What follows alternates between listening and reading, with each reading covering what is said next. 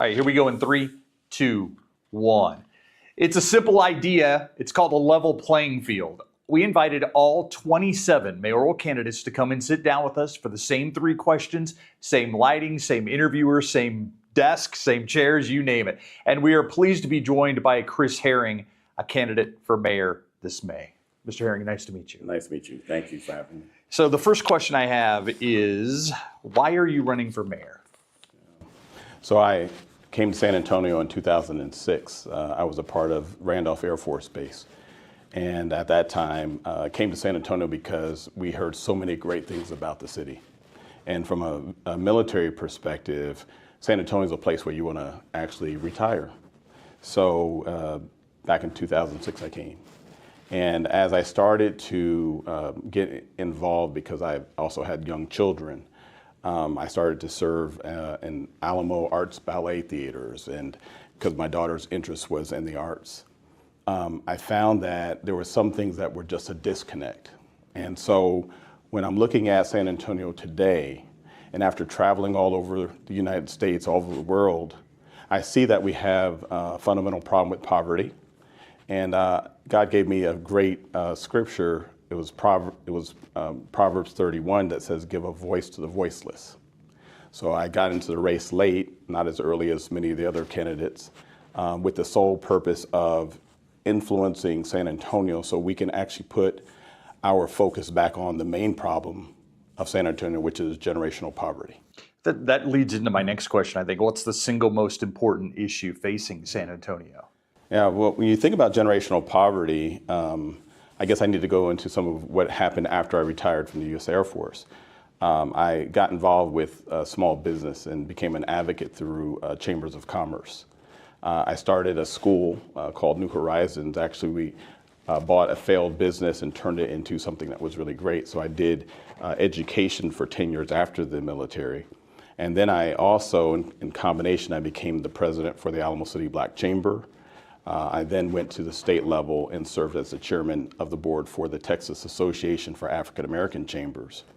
And now, since 2017, I've been the president for Global Chamber San Antonio. So I'm in the business of supporting our businesses and at the same time, trying to help to provide a citizen diplomacy to our city. We have so many international people who come to San Antonio, and we will also recruit for businesses to do better and to recruit businesses to come here. And so when we're looking at poverty, Fortune 1000 companies don't come to San Antonio because we still have a digital divide. We have about 20% of our population that doesn't have internet connectivity, computers, laptops. We have a problem associated with women. The city of San Antonio just did a report on the status of women. And you probably wouldn't even believe that there's a 20-year life expectancy difference for a woman who's born on the south side or the east side versus one that's born in the north side. So if we don't see that these types of demographics and things are not attractive to Fortune 1000 companies, San Antonio will remain dependent upon the very few. People will still live in poverty, and that's the cycle that I want to see ended. So I understand now what God said, give a voice to the voiceless. I'm an underdog, retiree from Military City, USA, but I do believe that my voice and my ideals can actually work wonders for this city. Final question for you. Again, could lead into what you just said. Why are you uniquely qualified to be mayor? Why Chris Herring? Why Chris Herring? So you can actually go to YouTube and look that up, because I was honored with having a lifetime award from the United States JCs, the same award that Henry Cisneros received back when he was a young man. And as I look at the conditions and the problems of San Antonio, I look at my own community where I grew up in upstate New York, and we were labeled the welfare capital of New York State. So I saw communities that were overlooked, marginalized, discounted. Sometimes even I feel as a candidate I've been discounted, not looked at, because I have a bachelor's degree, 2 master's degrees, I'm very educated. I've served Republicans, Democrats, and independents. I've seen recently someone said that I was a Republican, but truthfully, I've served for and with 3 presidents of the United States. I started out with Ronald Reagan. I went to George W. Bush, and then President Clinton appointed me as the interim chairman to the White House for the Department of Defense's One America. So I understand politics, I understand business, chairing and leading 3 chambers of commerces. I've worked hard just to be able to sit here to say that I'm qualified. And not only qualified, I think that the question that you ask is, what have I done? And so I could say to you that when I was the chairman of the Small Business Advocacy for the city of San Antonio as a volunteer for almost a decade, we pushed $1 billion to our local small women businesses through the procurement process. Under my leadership, we obtained 50% to 54% utilization of our local market when, in fact, the city didn't really want to use the local businesses as much. So I pushed, and I've been a fighter. I've been in lawsuits because I've championed small businesses locally. So I'm very invested. I think that our future is great, but I do believe that as San Antonio is the 7th largest city, we currently rank 30th or 31st in GDP, which means that San Antonio is not living up to its true potential as the 7th largest city in the United States. So I want to shore up the problem of poverty, and I won't do it in my first term, but it's a commitment to manage the city by zip codes, to have a scorecard so people in those 10 worst zip codes from the east to the south to the west can all see the improvements of our city and bring those people to the table because, hey, I felt like I've been discounted. I went to Julian Castro to get appointed to the Small Business Advocacy only because I couldn't get the attention of my councilwoman. And for 10 years, I served with leaders, small business owners, nonprofits. I was the vice president for Goodwill for workforce development, so I understand about the power of work, but I also believe in the power of entrepreneurship. And currently, my wife and I, we sit on boards with the Milan Institute, seeing young people be able to do what they really want to do to be productive. And that's what I want to do. I want to change the average income per household in these 10 worst zip codes, which goes all the way down to $23,000. Who can survive on $23,000? And that's the poverty trap that we are in. That's what I want to solve. And I think I can motivate our local businesses to do more. I can make sure that our local business ordinances are changed to reflect the commitment and get the military City USA community more involved and help veterans in a different way. Great. Chris Herring, it's nice to meet you. Thank you so much. Good luck.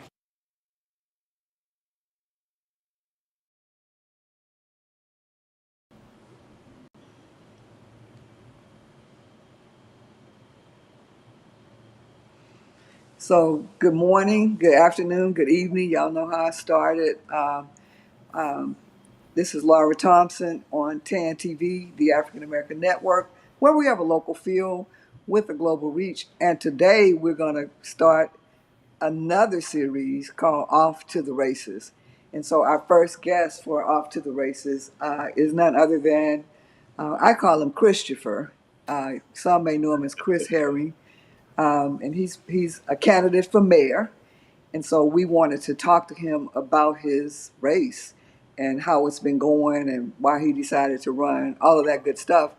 But I wanted to show y'all something to show you, that Christopher is doing what he's always done. And he's a networking mastermind, and he's always everywhere supporting people all over the city, no matter what side of town. So we're going to check out some of the things that Chris has been doing in the community, on the campaign trail and beyond. And then we'll be right back to find out more about his platform.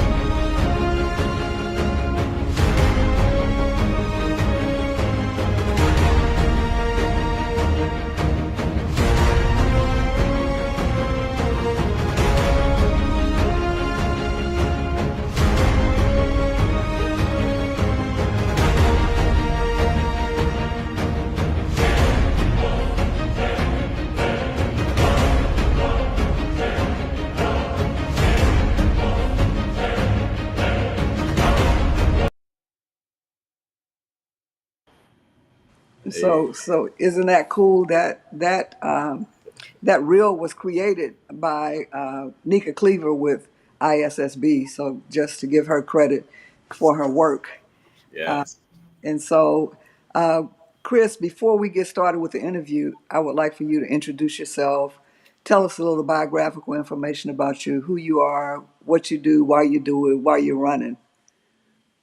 Thank you so much, Laura. I appreciate the fact that you have made some time for me to talk about who I am and what my goals are. I'm Christopher Herring. In this race, they call me Chris Herring, running for mayor. I'm from upstate New York. I grew up in a city called Newburgh, New York, and my town was New Windsor. And Newburgh, New York, was the city that my parents relocated us to because they lived in North Carolina on a former plantation. And instead of continuing to live there, they decided that they wanted to do something different for their 4 boys. And so I grew up in upstate New York, right between Albany and Manhattan, draw a dot in between on the Hudson, and that's where I'm from. And so Newburgh, New York was a city that had a lot of opportunity, but then it started to fall. And as it fell, it went into this situation called poverty. It actually was and is the state capital for welfare. They called it the welfare capital for New York State back in the 70s. And so this was the environment that I grew up in. And so my parents really wanted me to get out and to get an education. They encouraged me to get into the military and to become an officer. And in fact, if I can just show you, these are my parents. My mom passed away 18 years ago, and that's my dad. And so Wow. this is these two have always been behind me, supportive of me. And then I also have some brothers and a sister. And so whenever I go down to North Carolina and so forth, we try to have our little family reunion times. But we were all pushed. And so I ended up going to graduating from Newburgh Free Academy at NFA, which is a public high school. And we were one of the best high schools in New York State in the class of 1987. And then I went to Boston University. I went to Boston University because it was a place where people said that it was going to be tough for me. They had busing issues. They had race riots. Boston in the 70s, 80s was not very friendly. So I decided if I could make it in Boston, I could make it anywhere. So I went to Boston University, and lo and behold, did I find out that the Reverend Dr. Martin Luther King Jr. Went to the School of Theology there. And Wow. I had a chance to study his papers and to see so many things that just are historic about his life and what he preserved and what he learned there. So I got commissioned out of Boston with my commission as a second lieutenant in the United States Air Force. My commissioning officer happened to be the Dean of Students, Norman Wendell Johnson, and he was a Rear Admiral in the Navy. So I had the chance to be brought into the Air Force by Navy royalty. Wow. So that's absolutely phenomenal. And I'm glad you considered and accepted the offer to come on to talk about your platform, talk about yourself, because people need to know that. The video that we just showed of Christopher, that is him, before the campaign, Right. after the campaign, before he does anything. He's a community first person, as what I observed from him. So can you tell us a little bit about, some of the things that you have done leading up to running for mayor, and how what you've done, can help you to become San Antonio's next mayor? Sure. I like to play a game of show and tell. So I'm going to continue with the show and tell simply because I think that when people are trying to make a decision of whether or not to trust you with a city as large as San Antonio, they have to get to know you. And so when I came into the Air Force, it was really a great opportunity for me. They made me a gold bar recruiter, which meant that the Air Force was struggling with recruiting African Americans, Hispanics, Asian Americans into officership. we had a very small percentage of officers. So I went to the state of Ohio and was on the faculty at the University of Akron. And I was given 2 states, actually 3 states, Ohio, Pennsylvania, and West Virginia. And so Wow. this is a picture of me as a second lieutenant, but right next to me is a man called General Benjamin O. Davis Jr. And he was the commander of the Tuskegee Airmen. And I remember I was sitting in the audience. He was getting the key from Mayor Mike White of Cleveland. And the general saw me in the back of the auditorium and told me to come up. And he says, "You need to stand here because if you want to be great, you gotta be in the company of greatness." And of course, he was great. He was such a great man, and so I became a protege of Benjamin O. Davis Jr. And then I became a member of the Tuskegee Airmen organization. I went to Los Angeles Air Force Base next, and I became a personnel officer, but I was asked to be a protocol officer for President Ronald Reagan. And so this was one of the ceremonies of many where he was giving the Medal of Freedom award to General Colin Powell. So General Colin Powell's there.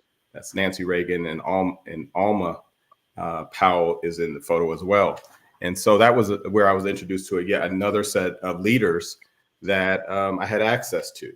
And so in Los Angeles, it was a very great assignment.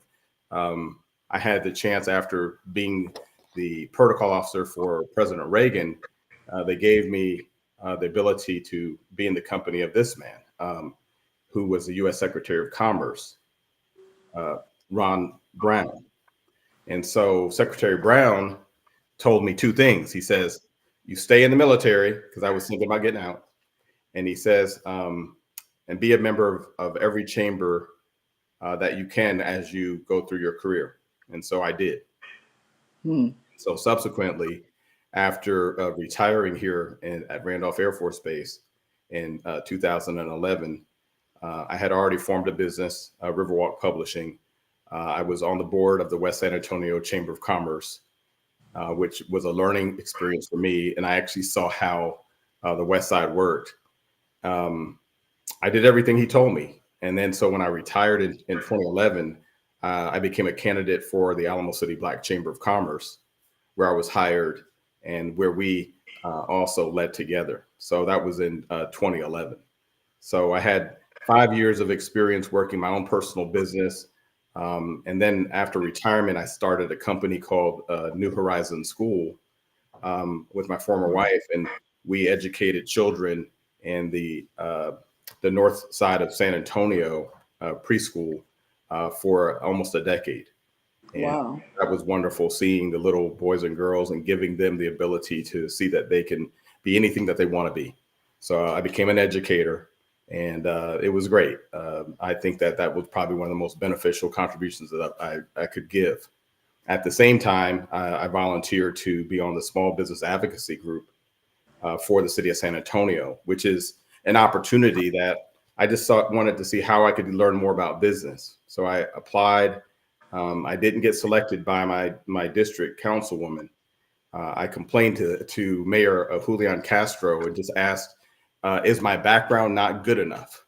Is my background not good enough for me to serve in a volunteer capacity?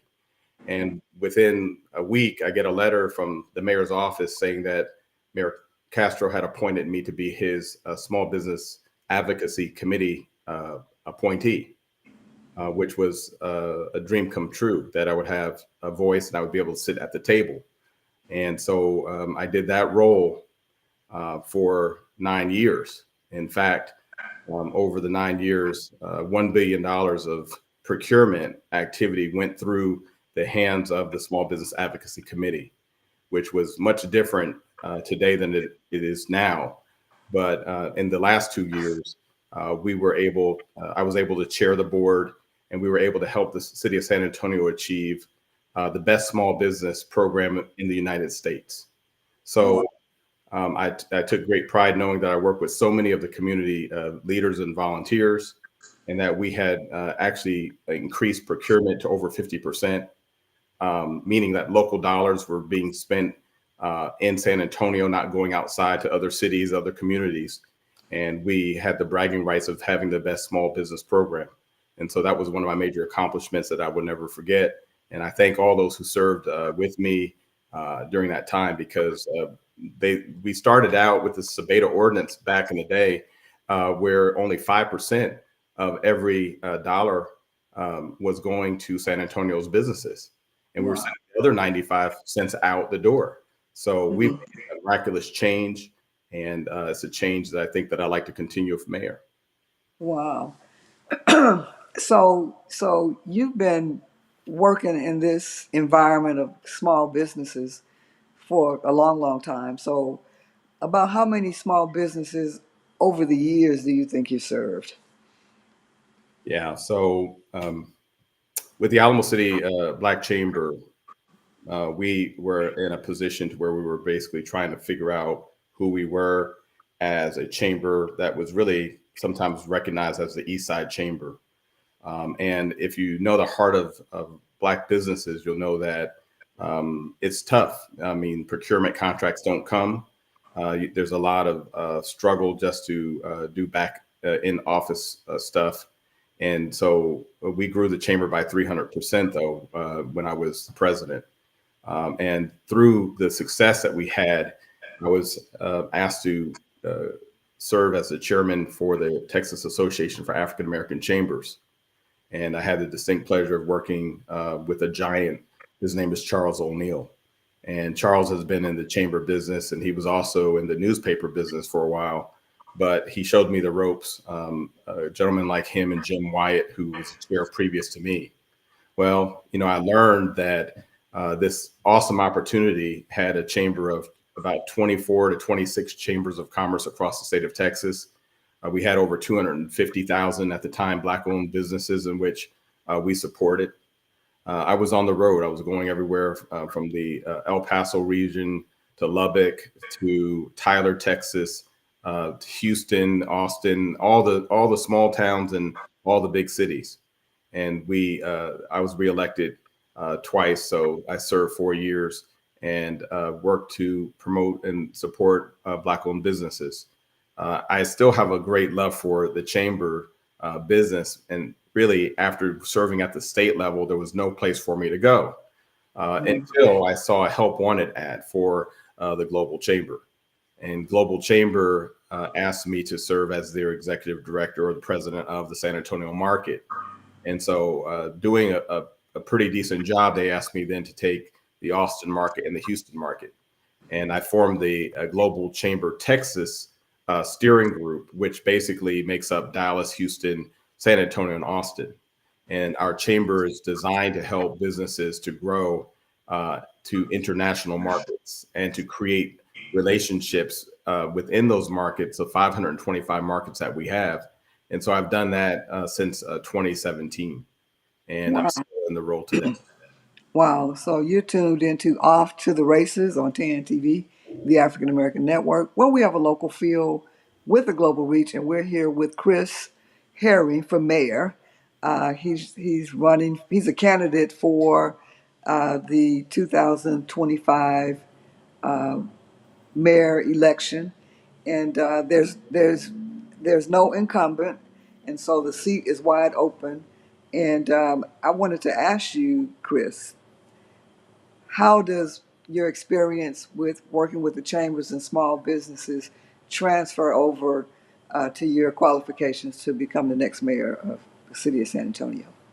Well, that's a great question. On the debate stage, I've said over and over and over that I'm not a politician, but I am a business leader. But then I'm lying, because I'm actually someone who has served as a appointee. As I said, I was served under Mayor Castro, and then I was reappointed under Mayor Taylor, Ivy Taylor. And then I had the pleasure of working under the current mayor, Ron Nirenberg. So I've served as a volunteer representing the offices of the mayor, representing our small businesses. Now, at the same time, I'll just rewind back to when I was in the Air Force. I had the distinct pleasure not only to work with President Reagan, but then I was able to work for President George Bush, helping with his Homeland Security briefings and his historic speech there at Mount Rushmore. And I was also selected by President Bill Clinton to be the interim White House chair for the Department of Defense, One America. So I had a White House role over the armed services and performed to the desire of the president. And then in Texas, after I was taught that I needed to have a little bit more experience within Texas to be competitive, I volunteered. I volunteered to help support both Republicans and Democrats who wanted to seek certain seats. I'm a very independent. And so sometimes people will ask me, are you a Republican? And I say, no, I'm not Republican enough and I'm not Democrat enough. So I have been an independent, and I had the pleasure of serving you as your chief of staff when you were elected to the Texas House of Representatives. And we made history. You made history as an independent, first taking on an office that had never seen an independent in, I think it was like 50 to 60 years. I wish Captain Turner was here today. He would correct me and on getting me involved. So when I think about my political roots, I have been working hard to understand the politics of Texas. Definitely, I know the politics of San Antonio. And I felt as though, because I've had the combination of both a political background and a economic development, a commerce background, that I've been overlooked. And I'll tell you, to talk about the city of San Antonio, which is the 7th largest city, but yet we rank 31 on the GDP for cities, and we're not comparable to other top 10 cities, Laura. We're not comparable, meaning when you look at New York's and Houston's and Chicago's, and you look at their rankings in terms of population, their GDP typically is around 1, 2, 3, 4. But when you look at San Antonio, and we're number 7 in population, but 31 in GDP, it means that our economy is not working right. It means that the policies, the procedures, the things in which we've been doing as a city is broken. And so I want to be mayor in order to clean up that disturbing 31. And I want to bring it so that we are actually now tracking with other major cities and within the state of Texas, that we're doing our support to be an effective part of the state of Texas's economy. Wow. So if you become mayor, what do you think San Antonio's main focus should be? So the main focus for San Antonio, and I would say the main problem of San Antonio, is that we are a city that has suffered under generational poverty. We've been cited by newspapers. We've seen the reports by the news. And we've read it, but yet we're not sensitive to it. I remember Dr. Christine Drennan at Trinity University came out with this report when I was actually the Alamo City Black Chamber president, and which talked about generational poverty and what it looks like. And I can remember when I served on the West San Antonio Chamber's board and going to members' homes and seeing the schools and seeing the community and seeing the absence of business. And then also when I went to the East Side and I served as the Alamo City Black Chamber president, and seeing that there were promises made like the Frost Bank Center, or back in my day was the AT&T Center, that was promised that there would be a center of economic revival and so forth, but yet our community received nothing. In fact, it's the only NBA arena that I've ever gone to where the police will escort you into the arena and out of the arena right after the game. And so when there's no real community involvement, and when there's no economic development and infrastructure that's created around a winning team, the community loses. And so now I'm very concerned, because I heard the mayor's his last speech, and he gave a news interview about the future for the East Side. And now there's so much activity because now the Spurs have asked to move to the downtown. And I'm concerned because, again, our community, who have historically, San Antonio was built where the East Side was the segregated Black side of the city, just like in Austin. And in Austin, we saw that Austin was the fastest city that went through gentrification than any other city in the United States. And San Antonio now, still divided on the 35, is on the cusp of being gentrified yet again to another level, because now there's an interest in doing something on the east side with this Frost Bank Center that I don't believe has any inclusion for the people who live in that community. And the haves will have, and the have-nots will still have not. That's what generational poverty is. So in order to clean up the city, just to be very simple, we have to have a policy plan that will work for the most disadvantaged zip codes in our city. I've outlined 10 that I've been talking about in the campaign, which is to say that I want to first fix the first 10 zip codes of our city. I want to create a dashboard that's visible to the city, to what the cleanup looks like. Every zip code is different. Every zip code has its own problem, from Denver Heights to Dignity Hill, to the communities in the West Side. Every demographic is different. We debated last night on the South Side. I know that everything is different all across our city. So we have to have specific solutions to address those zip codes, whether it's increasing transportation, whether it's ending the digital divide, where our city still has 20% of our city not connected to the internet, not seeing this interview on TAAN TV. And so we have these problems that we have to solve. And it's not pouring more money into the downtown, but it's actually shoring up the problems of neglected communities where people have been suffering. And that's why I want to be mayor. Wow. So you talked about a little bit about the Frost Bank Center, but I just recently heard a couple of days ago that the city has approved the Mission Ballpark in downtown San Antonio. So what do you think, if the Frost Bank Center is approved, what does downtown San Antonio look like, and how does that affect the other areas of the city? So the problem that you're now talking about, and I'm going to put my hands up because I don't think anybody has any knowledge of what the leaders are all talking about. So the bad thing is, at the end of terms, people will do things in which they believe will benefit themselves the best. And not saying that they've taken a consensus from the community, not saying that they've even entertained to see what would backfill the Spurs leaving and going into the downtown area. So these are like things in which we don't know. And that's why it's important, when people are looking at the opportunity to vote. Early voting starts on the 22nd of this month, and the actual day of vote is May 3rd. You need to go to the polls, and you need to select a mayor who's going to be considerate and thoughtful enough to give you the time to be able to look at these issues. If I was mayor, I would definitely have had the community advisory stood up so that the people would be talking to the leadership about what they want to do, not the haves who will have decisions for the haves. This is a city where we've learned how to placate and to marginalize and to discount people who have historically been marginalized, discounted, and underlooked. Look, I'm one of the most qualified people that have ever run for the city, but I would never get the opportunity to have the same type of interview with any of the major news networks. Why? Because they already have who they want to win. And the candidates now, we've been bonding together for those who have not been getting the airtime, those who have not been getting the press, those who have not had their records really researched, to say that here we are. And that's why we're doing today's interview. And I thank you yet again. Wow. So we talked about the poverty. We talked about the zip codes. And so, beside from that, we know that those issues exist. And you have a plan to do something about it and help to correct it.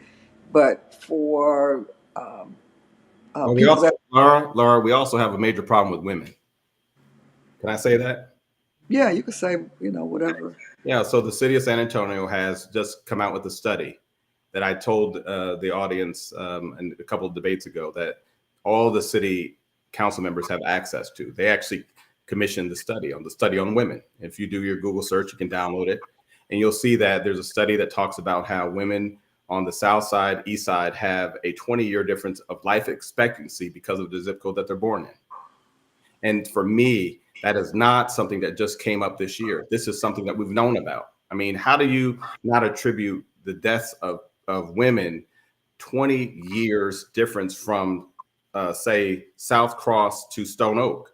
It's ridiculous. So as mayor, I would create a state of emergency for women, and I would bring people in like you, like Keely Petty, like Desiree Serna Martinez, and I would have y'all to be on the Mayor's Council for Women so that we can have real people to look at the solutions that will help save a community of women. There's no reason why, for instance, a Black woman that lives on the East Side should have a 2 to 3 times likelihood of passing away, dying by trying to have a full-term pregnancy. It's ridiculous. And this is why I think that when we talk about what are we really trying to do, I've heard some of our candidates talk about, well, you know, I've seen the study and we'll think about what we'll do. That's how they speak. We'll think about what we'll do. Look, these people, our people, are tired of people who are thinking about what to do. We need action. And so my military experience as a commander, as someone who has served in the United States Air Force, someone who knows that this is almost like a national security assessment, meaning we do have to assess the health of our community. We need to do more because our people are dying. And, you know, it also is troubling because our young people know this already, and they're fleeing and going to other cities and other states because they know that they get a better opportunity by leaving than staying. So we have to do some things differently. We gotta show up and pull up where the action is that's hurting the most fragile communities in which we know. And I know that women are mothers of our communities, and our senior mothers are trying to make things work where they're not working, but it's up to us to say we want change. I don't represent the elected. I'm someone that's coming from the outside. I think I have an outside perspective that can help our city. Wow. And so you appear, just from social media and just from knowing you, that you're running a grassroots campaign, and you're going into areas and every day, which is kind of unheard of, and you don't see many candidates doing that. So why is your grassroots campaign important, and why are you doing it like that? Being a Black man says a lot. I know that had I not complained to Mayor Castro about being overlooked in District 9 as a business owner and one that wanted to be able to have the ability to problem solve with problem solvers, without him bringing me to the table, I don't know if I would even be here right now. I just know that I represent a city of San Antonio that I have a deep love for. Retiring out of Military City, USA, I have a deep love for the veterans. And I've even said to the veterans, I said, they put this banner of Military City, USA, but what have they done for us? I think about the VFWs and the American Legions that I go to. I'm a life member of the VFW. When I go to the chili cook-offs, I see a VFW that is aged, needs support. I think that our city leadership should have provided funds for building maintenance and upkeep and digital connection and healthcare to these veterans of foreign wars and these American Legions. If we are Military City, USA. I would also say that, when I talked about creating a state of emergency for women, I would deploy mobile health units to the 10 worst zip codes. Because I think that when we're talking about diabetes and we're talking about hypertension, our communities suffer the most from these conditions. Bottom line is I want to show the love of the city by making sure that the resources go out to the people who love the city. I know that I see people from all different sides of the city at Spurs games. They fill the arenas from the north to the south to the east to the west. But we need to do more to show them the love, not just talk about a sports team, but we need to actually give them what they need. Do you know one of the main reasons why City of San Antonio remains stagnant is because we don't attract Fortune 1000 companies? And if we think about why, it's not that the city of San Antonio is not a beautiful place, because everyone likes to vacation with us. We are the #1 tourist attraction in Texas. But they don't stay because they still don't see the infrastructure associated with the digital divide. They don't see the transit system that is far, far, far behind. And we need to make sure that we're looking closer at providing via the support that they need. We need to look at the light rail. We need to look at the opportunities to be able to get on a light rail and go from San Antonio to Austin and back. We need to be thinking about these food deserts that I know plague many of our city citizens. You know, on the east side, when I go to the HEB, sometimes it's hard to find a fresh fruit tray. And then yet when I complained years ago about that, they said, well, we base it based off of the consumer demand. Well, thank you for laughing, because if the consumers don't know that if they never have something, then there's never going to be a demand for it. But you have to travel from your side of town to the north side to get the things that are fresh. And I'm just saying it on the real. This is something that which I said when I was the Alamo City Black Chamber president back in 2013, 2014, and I got booed because I wasn't supposed to say that. But as a mayoral candidate, I'm going to say we have to make sure that not only are we thinking about how are we working with those traditional companies that have supported San Antonio, but they need help too. And we need to bring in companies, but we have to repair the broke zip codes first. We got to give love to the south side. We got to give love to the west side. We got to give love to the east side. And you know what? Even in the 78216 area, zip code, we're seeing this emerging poverty that's creeping in there. So I'm not dumb to say that our politics won't help all areas, but we need to have more directed help in certain areas. And then I believe San Antonio will be seen by those Fortune 1000 companies. And then we'll see a movement where they want to come here versus going to Austin, going to Houston, and going to Dallas. I mean, we have one candidate who was a Secretary of State, and he talked about how he grew the state's economy, but yet he didn't grow the San Antonio economy. So that should tell you a lot about who we are. I also tell people, look, we've had two mayors who went to the White House, who served as secretaries of HUD. But why weren't we selected for other departments? It's because San Antonio and Washington, D.C. is known as a poverty city. So you give mayors the responsibility of being the ones to manage poverty, and that's the Secretary of HUD position. And I'm just saying, I don't want to be, after being mayor, a Secretary of HUD, but I would love to be the Secretary of Commerce to show how we were able to take San Antonio and our small business program and all those moms and pop businesses that we have and bring them to the level of going global, because we're not just thinking about doing something local, but we need to be able to train our businesses up to grow global. Wow. So how many people do you think you've reached on your campaign? You've reached a lot of people, and you've gone to a lot of different places that I haven't seen other candidates go. Sure. They talk about it. Well, they get mad at me. They get mad at me, and they start to say that I'm showing up like I'm a new jack. I'm not a new jack. I pull up all the time. I've been pulling up ever since I got here in San Antonio. I get offended when I hear people say he's showing up, he's dressing different. Look, if you know me, you could go back into my Facebook history and all my pictures, and you'll see that I've been a community servant leader ever since I got here. I've never been shy of people. I've never dodged a side of the city. I've served in every side of the city, whether it's working with the Chamber of Commerce, whether it's the small business advocacy. I mean, my friends, I surround my friends who are in these zip codes because they tell me their story. And, you know, I think about my friend Jane Gonzalez, who is the president and CEO of MedWheels. And we together went and came up with this concept of bringing second stage companies and scaling them up in San Antonio. So what are second stage companies? Second stage companies are the workhorses of the American economy. They're businesses that have been in business for at least 5 years. They have at least $1 million of revenues in which they generate. They have 10 or more employees. And so what the Ed Lowe Foundation discovered was that if a city puts its resource behind these second stage companies, it will grow more jobs than any other intervention.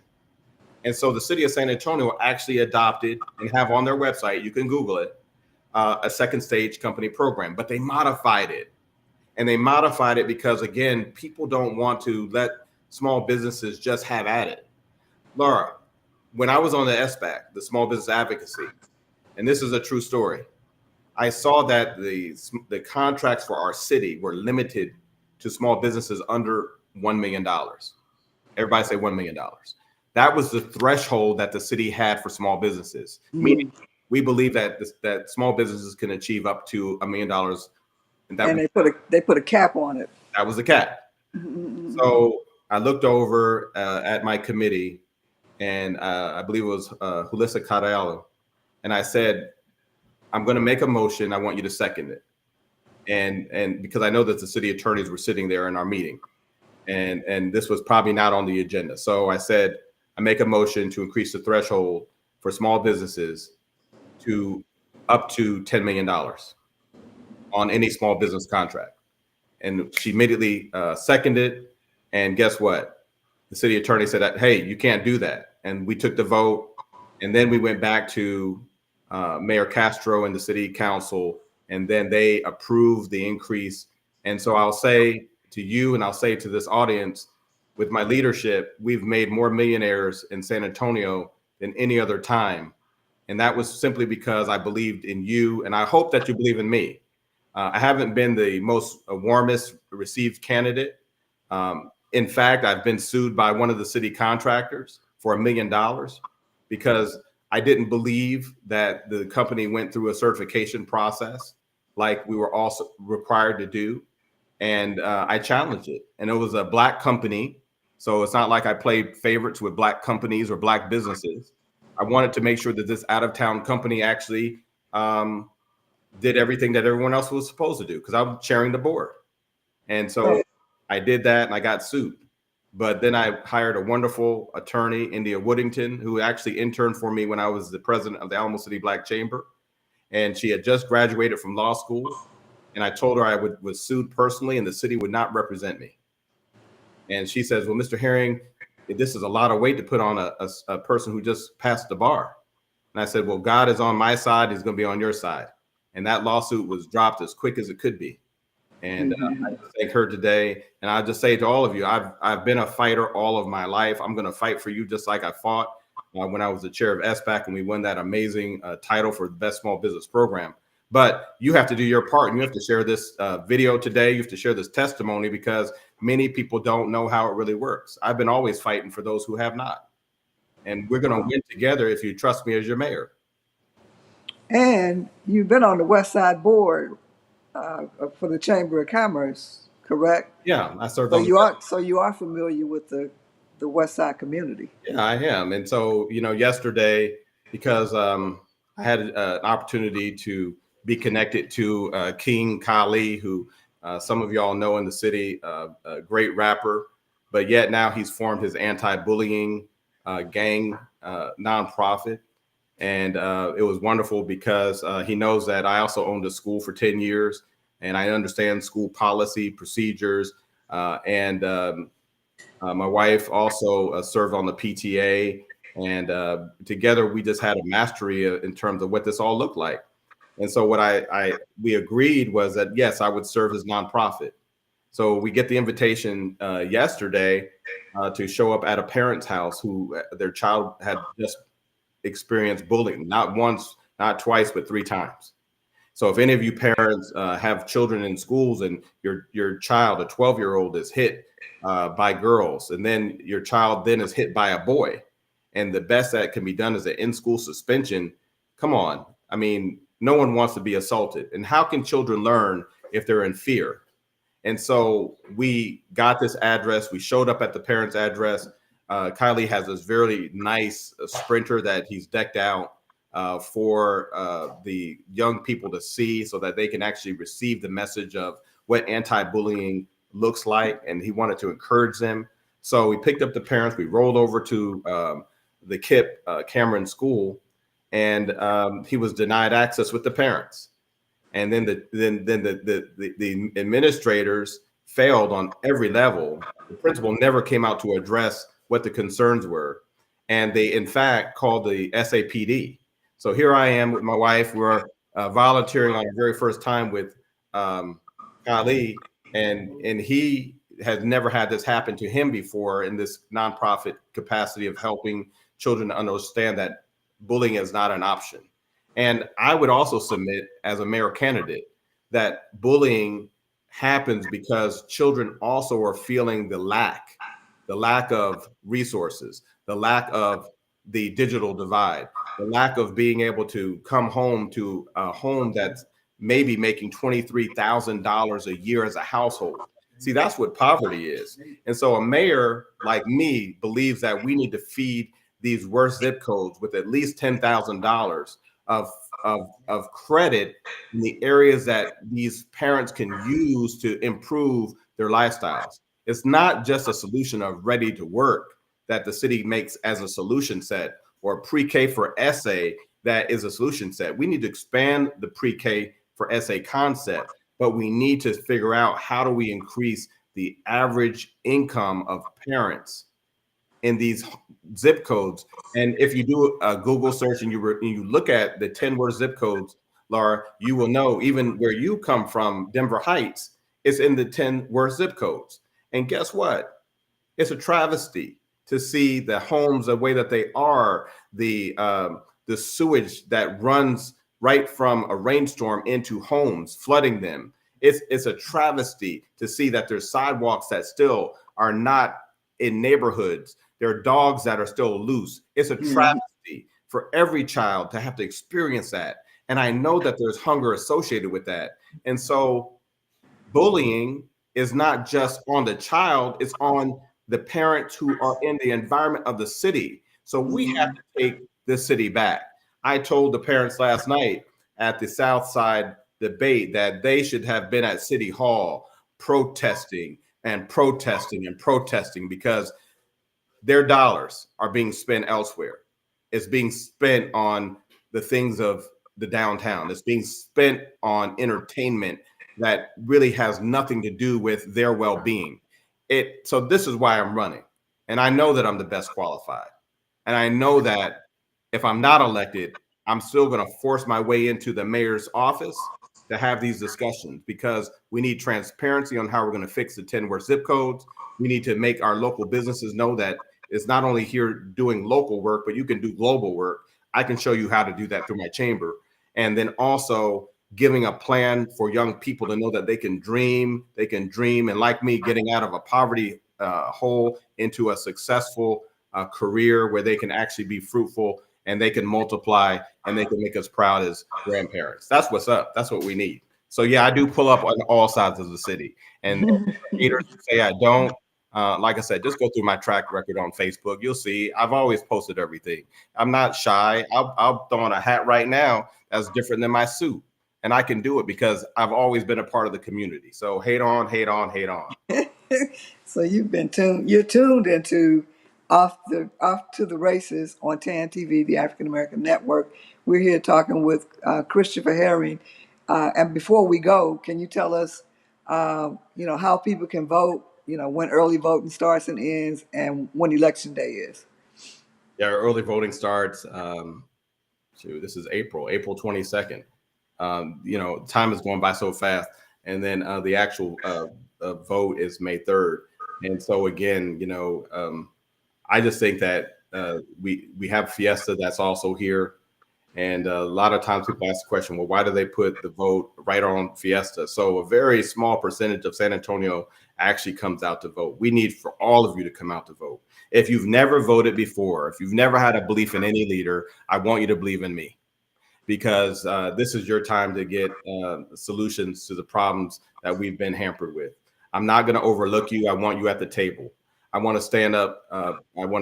Mayoral commissions on aging. I want the elderly to be there. I have a prayer group that we do every Wednesday that I pray with elderly folks who have prayed for me. Laura, I didn't tell people before, I'm a survivor of stage 4 cancer.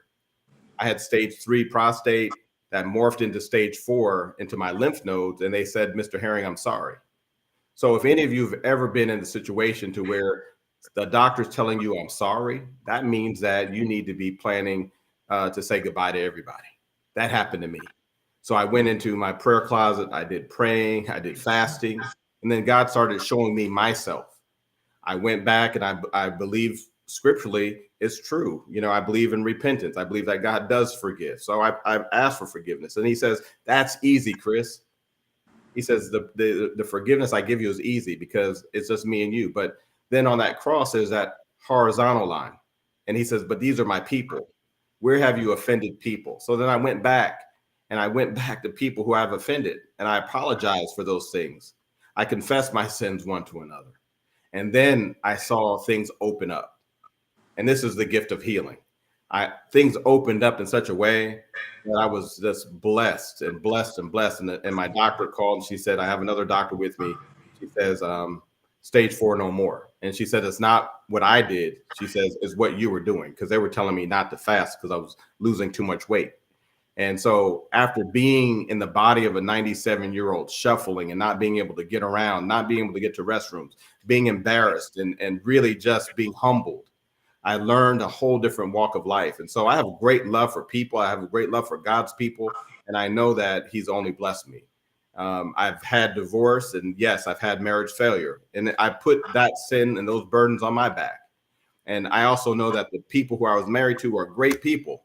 So I don't say anything about them. I just bring it back to me because that's where the leadership was. But today, I'm blessed. I have a wonderful wife. Teresita, she's from the West Side. She actually comes from the second worst zip code in San Antonio. And we're able to talk about how do we improve the conditions of the city that she grew up in. You know, having health disparities is something real. And in her family, she can tell me at least 5 people who had cancer that came out of her neighborhood, out of her family, because around Kelly Field, there was something going on that no one wants to talk about. But as mayor, I realize this because it shows up in these 20-year differences of lifespan that we're talking about. But what was the remedy for the community, even though we know this today? And it can't be that we don't recognize the past because the past is what we got to deal with. We have a lot to deal with, but I'm the mayor that can manage it. I'm the mayor that can lead it. I'm the mayor that will be thoughtful. I'm the mayor that's going to invite people who have GEDs to the table, just like the ones who have PhDs. And I'm gonna do that. And I'm also gonna bring the seasoned seniors to the table because the senior Caesars, they have the wealth of knowledge that we need. They have the intellectual capacity to serve, even though they may be a little slower to get into the table. That's all right. Because I've seen even in our NAACP, where our NAACP are mostly seniors who are running it, they have the capacity to bring national conventions to San Antonio like no other. So I know the work. I know the work and the power of prayer. I know the work that needs to be put into our community. We need to have more faith.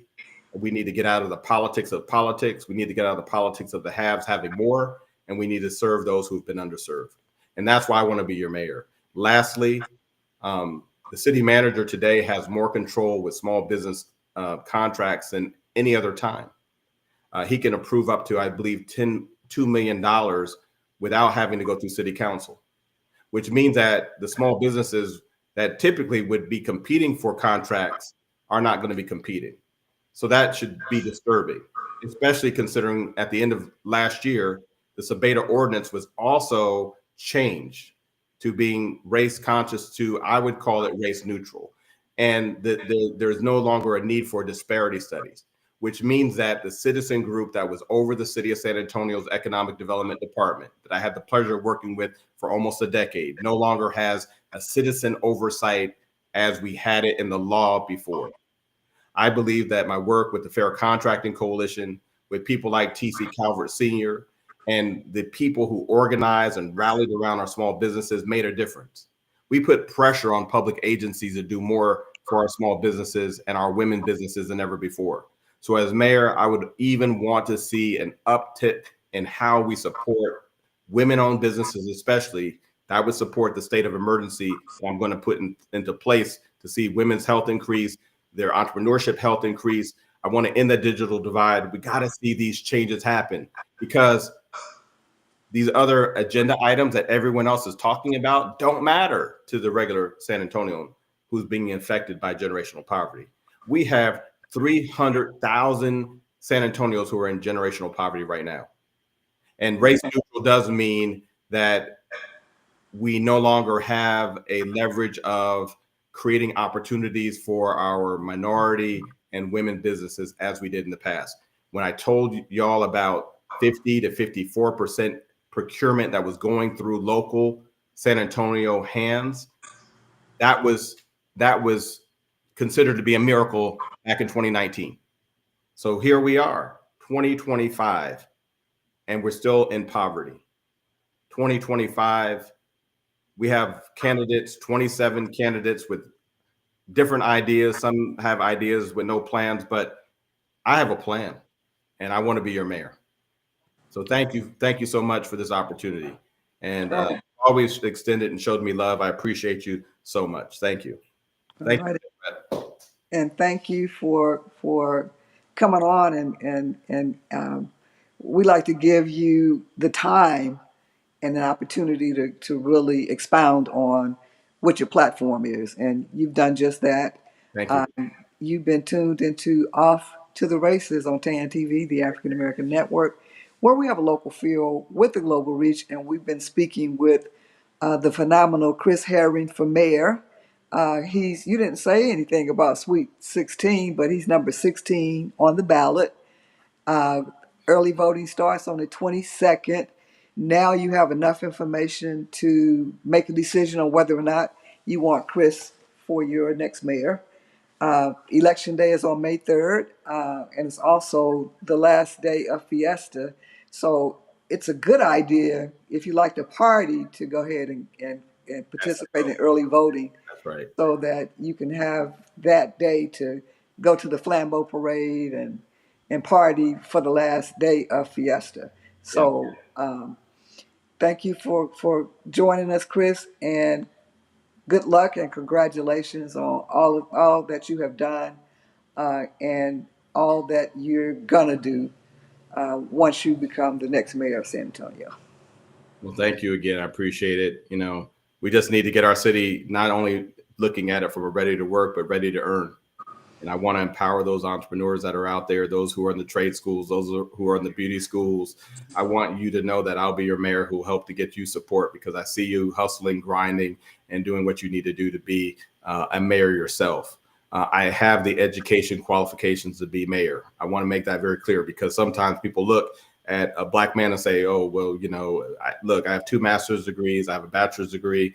I'm very solid in what I've learned, but I now need to apply it. And I want to apply it because this city needs someone who can really lift the boat and help those who no one else will help. So I love you. Thank you so much. Wow. Again, you've been tuned into TAAN TV, the African American Network, where we have a local feel with a global reach. Yeah. And you've tuned into Off to the Races. So get out to vote starting April 22nd. There you go. Thank you. Thank you, Christopher. All right. Be blessed. blessed. And remember, Sweet 16. Sweet 16. That's it. Let's go. Let's go.